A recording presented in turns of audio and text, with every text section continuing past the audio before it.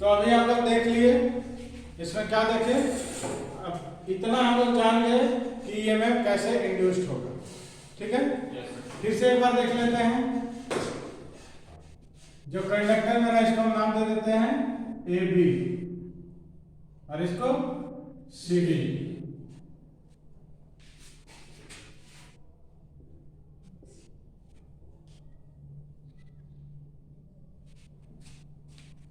ये कंडक्टर मेरा कैसे रोटेट कर रहा है? क्लॉकवाइज, घड़ी की सुई के दिशा में।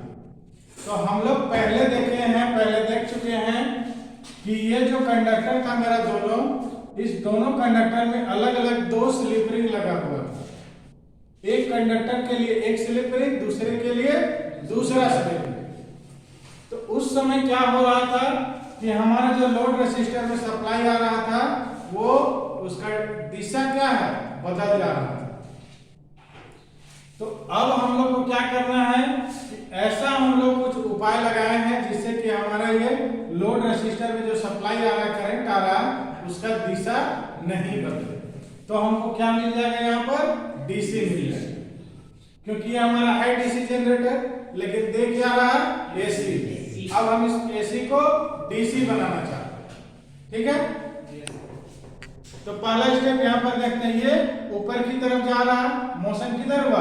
ऊपर की तरफ। मैग्नेटिक फील्ड दाहिनी तरफ, करंट का डायरेक्शन किधर होगा? अंदर की, ऊपर की तरफ।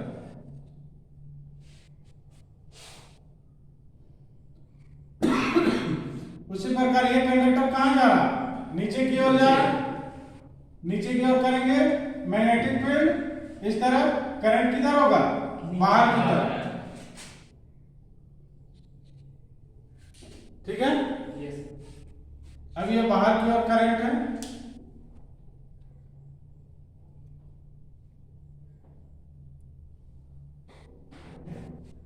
ये भीतर की ओर करंट है। तो मेरा करंट का डायरेक्शन क्या है यहाँ पर? बी टू ए, बी से ए की तरफ। अब हम यहां आते हैं, यहां पर क्या है मेरा? अब ये घूम के पलट गया, ए बी मेरा क्या हो गया? दाहिनी तरफ आ गया, सी डी बाएं तरफ। तो यहां पर जो ये हम यूज कर रहे हैं, उसमें हम लोग यूज किए थे स्लिप रिंग। अब जो यूज कर रहे हैं इसका नाम है स्प्लिट रिंग। क्या बोलते हैं? Split ring. इसको अगर हम लोग देखें तो कुछ इस तरह का है।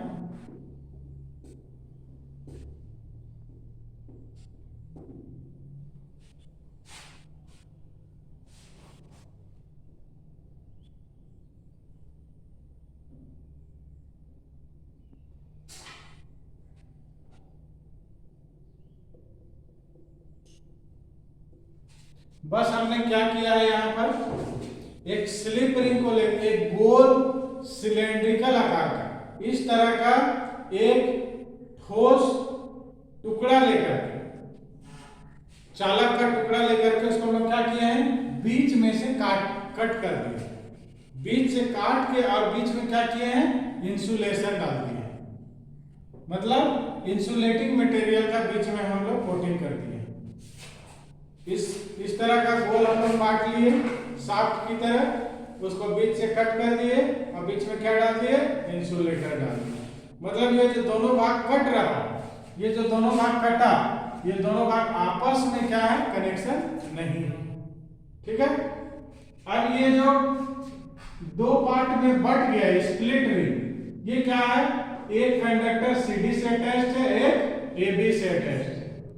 तो जैसे ही कंडक्टर घूमेगा वैसे ही मेरा स्प्लिट रिंग भी घूमेगा। देखो, एबी जब बाईं तरफ था तो ब्लैक वाला मेरा स्प्लिट रिंग किधर था?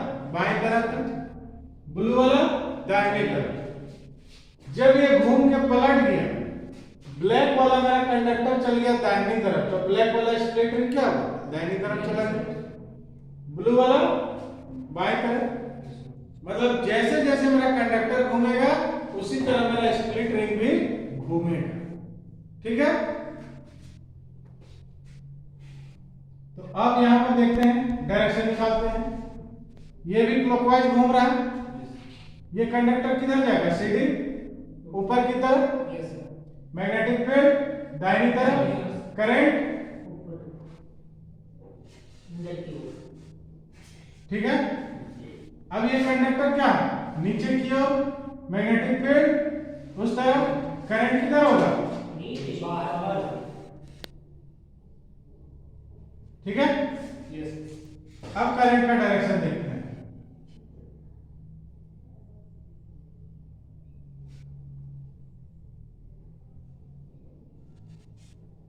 अब करंट का डायरेक्शन क्या है? V2 A। यहां क्या था? V2 A। अब करंट का डायरेक्शन चेंज हो रहा है? नहीं। तो अब ये कौन सा करंट हमको मिल रहा है? DC current. तो कैसे चालू हुआ? जो अभी हम लोग को एसी दे रहा था अभी तक, अब ये डीसी देने लगा। कैसे दिया? यही सबसे इंपॉर्टेंट कंसेप्ट है, इसी को समझना कंसेप्ट है। बस हम लोग क्या किए कि पहले वाले में क्या दिक्कत हो रहा था कि स्लिप रिंग उसका फिक्स्ड था, और जो मेरा सर्किट का वायर था, ये जो एक्सटर्नल सर्किट का तार था, उसी से जुड़ा हुआ रहता था। तो जब उस कंडक्टर में मेरा डायरेक्शन चेंज होता था, इस सर्किट में भी चेंज हो जाता था।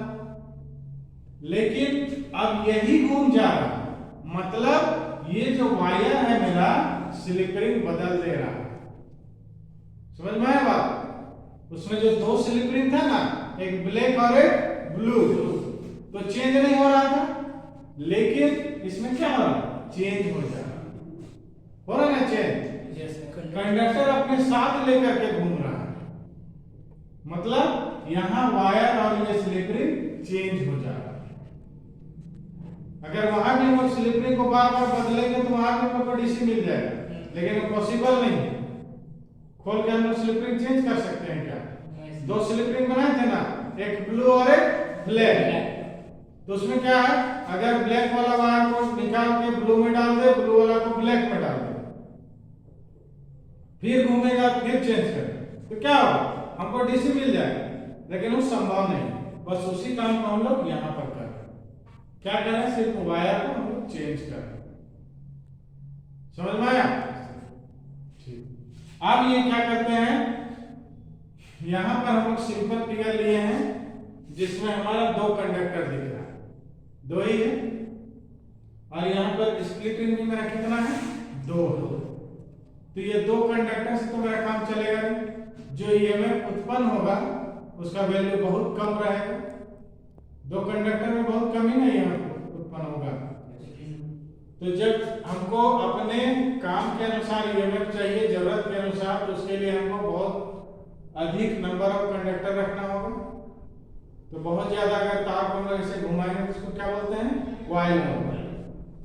तो जब कॉइल बना देंगे तो जितना नंबर ऑफ कंडक्टर्स मेरा बनेगा, जिसको हम लोग बोलते हैं नंबर ऑफ पोल्स जो बनेगा, जितना कंडक्टर्स रहेगा उतना ही मेरा ये पार्ट में बटा हुआ रहेगा।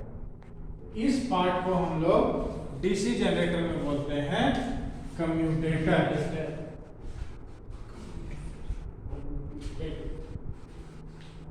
कम्यूटेटर यहां दो भाग में दिख रहा है, क्यों? क्योंकि दो कंडक्टर। अगर 4 रहेगा तो ये कितना भाग में रहेगा? 4 भाग। 8 रहेगा तो 8 भाग।